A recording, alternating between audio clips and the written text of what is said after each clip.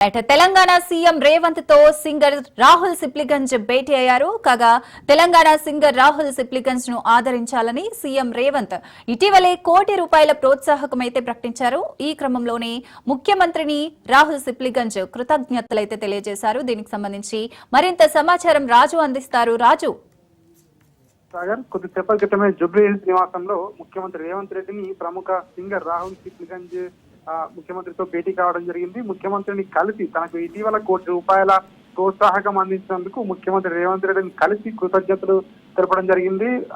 రాహుల్ సిప్లిగంజ్ కి మనం చూస్తున్నట్లయితే గతంలో రేవంత్ రెడ్డి పిసిసి అధ్యక్షుడిగా ఉన్నప్పుడు, ప్రతిపక్షంలో ఉన్నప్పుడు ఆయనకు మాట ఇవ్వడం జరిగింది. ఇప్పటికే ఆయనకు ఆస్కార్ అవార్డు వరకు, హైదరాబాద్ నుంచి ఆస్కార్ అవార్డు రేంజ్ వరకు వెళ్ళినటువంటి రాహుల్ సిప్లిగంజ్ ఆదరించాలి, ఖచ్చితంగా మేము కాంగ్రెస్ పార్టీ అధికారంలోకి వచ్చిన తర్వాత ఆయనకు ₹1 కోటి ఇది ప్రోత్సాహకాన్ని అందిస్తామని చెప్పి ప్రతిపక్షంలో ఉన్నప్పుడు ఏదో మాట ఇవ్వడం జరిగిందో, అధికారంలోకి వచ్చిన తర్వాత రేవంత్ రెడ్డి ఇటీవల బోనాల పండుగ సందర్భంగా ₹1 కోటి నగదును అందించడం జరిగింది.